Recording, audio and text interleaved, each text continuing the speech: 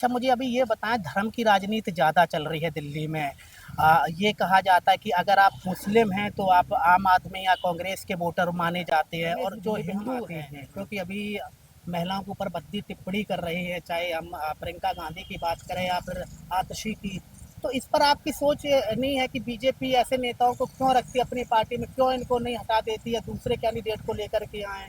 और ये आपको बैनर दिख रहा होगा, मोदी तुमसे बैर नहीं, ओपी तेरी खैर नहीं। हो सकता है किसी राजनीतिक दल ने ये पर्चे लगवाए हों।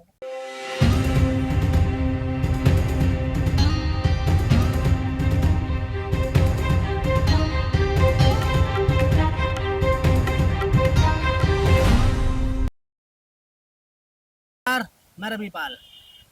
मैं पिछले 1.5 महीने से दिल्ली की विधानसभाएं घूम रहा हूँ। हर विधानसभा में जाने की कोशिश करता हूँ और उस विधानसभा के बारे में आपको बताता हूँ कि कौन सी पार्टी किस विधानसभा में कहाँ पे काम कर रही है। तो मुझे कुछ अजीब लगा यहाँ पर, और मैं ये विधानसभा बता दूँ, ये विश्वास नगर विधानसभा है। यहाँ के जो आम आदमी पार्टी के प्रत्याशी हैं, दीपक सिंघल हैं। ये 2020 में भी आम आदमी पार्टी ने इनको टिकट दिया था, लेकिन हार गए थे ओपी शर्मा से। और ये आपको बैनर दिख रहा होगा, मोदी तुमसे बैर नहीं, ओपी तेरी खैर नहीं। हो सकता है किसी राजनीतिक दल ने ये पर्चे लगवाए हों, तो उनको टिकट ना दिया हो। तो दिल्ली की राजनीति में बहुत कुछ आपको देखने को मिलेगा और बहुत कुछ आपको सुनने को मिलेगा। चाहे बीजेपी के कैंडिडेट की बात हो या फिर आम आदमी पार्टी के कैंडिडेट की बात हो, तो मैं वो हर चीज़ आपको दिखाने की कोशिश करता हूँ कि जो यहाँ पे मिलेगा। अब आते हैं चुनाव पर। यहाँ पर विश्वास नगर में 3 बार से ओपी शर्मा हैं, और 2020 में आम आदमी पार्टी ने दीपक सिंघल को दिया था। फिर से ही दीपक सिंघल क्या 2025 में यहाँ पे जीत पाएंगे? होता क्या है, इस विधानसभा में 2 क्षेत्र आते हैं। एक पॉश एरिया होता है जहाँ पे सोसाइटीज़ होती हैं, जहाँ पे ज़्यादा धर्म का प्रचार होता है, जहाँ पे मंदिर ज़्यादा हैं। तो मैं यहाँ पे लोगों से ये समझूंगा कि क्या यहाँ पर ओपी शर्मा ने जो काम करने चाहिए तो वो काम किए, या फिर लोगों का मन बदलाव की तरफ है। क्योंकि ये एक ऐसी विधानसभा है, यहाँ पे आम आदमी पार्टी अभी तक है, 2013 से 2025 आने वाला है, अभी तक आम आदमी पार्टी आई नहीं। हो सकता आ जाए। कैसे अंकल, नमस्ते।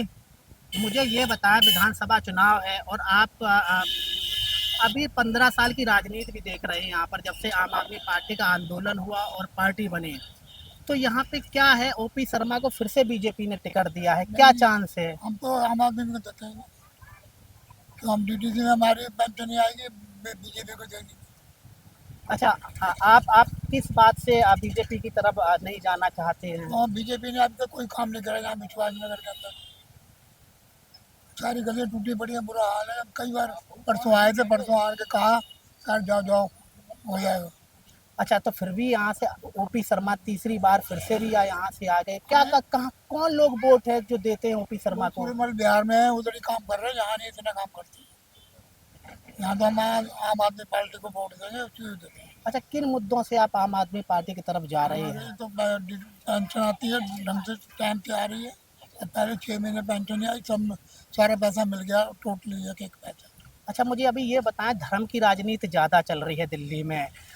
ये कहा जाता है कि अगर आप मुस्लिम हैं तो आप आम आदमी या कांग्रेस के वोटर माने जाते हैं, और जो हिंदू हैं वो बीजेपी के वोटर माने जाते हैं। तो क्या आपको ये लगता है कि नहीं, कुछ वोटर हैं जो हिंदू हैं वो भी आम आदमी पार्टी के वोटर हैं? आगे ये वोटर है हिंदू, अब भी हैं और है, और इस गली में ज़्यादातर है। अच्छा, लास्ट सवाल मेरा, जिस प्रकार से बड़े बड़े नेता हों, हम रमेश भिदोड़ी को लेकर चल रहे हैं, वो अब महिलाओं के ऊपर भद्दी टिप्पणी करे, इस पर क्या सोच है आपकी? उसने बहुत बुरा करा है, अतीशा के ऊपर उसने बहुत बड़ा गलत बयान दिया है, और साथ में उसने प्रियंका गांधी के ऊपर ये दिया भाई जैसे कहा ना, जैसे हम सड़कें बनाएंगे। ठीक है, थैंक यू। मुझे ये बताएं, यहाँ पे तीसरी बार ओपी शर्मा को आप जिता रहे हैं या फिर आपका मन दीपक सिंघल की तरफ है? ओपी सिंह को जिता रहे हैं।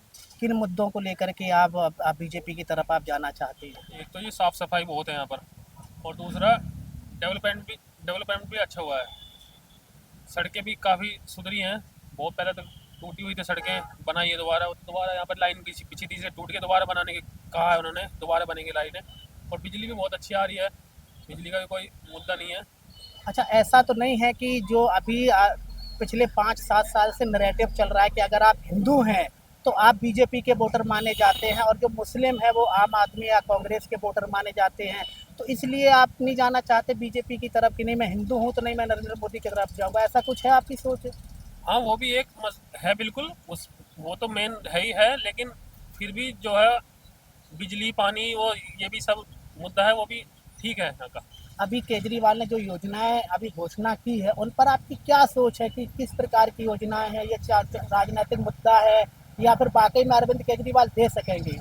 ये सब झूठ फरेब है और कुछ नहीं है। वो कहाँ से देगा बताओ, केजरीवाल कहाँ से देगा इतना? 2100 रुपये पर महिला को दे रहा है। दिल्ली में कितनी महिलाएं हैं, अरबों रुपए की संख्या बैठती है, कहाँ से देगा पैसे बताओ? हमारे तुम्हारी जेब से देगा निकाल के? बताओ कहाँ से देगा? किसी को रोजगार तो आज तक किसी ने दिया नहीं। उसने 3-3 महीने की नौकरी दी है, वो भी 3-3 महीने के लिए। किसी को एक परमानेंट रोजगार दिया हो तो बताओ? किसी को रोजगार नहीं दिया आज तक।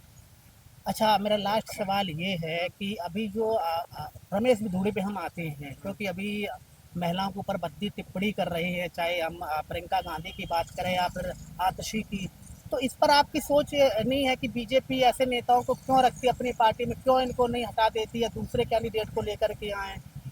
देखो जी, जब उनके खिलाफ कुछ सबूत, पक्का सबूत आएगा तो उनको सर बैठाएंगे। वो तो मीडिया में गाली दे रहे हैं, बिल्कुल वो तो साफ दिख रहा है।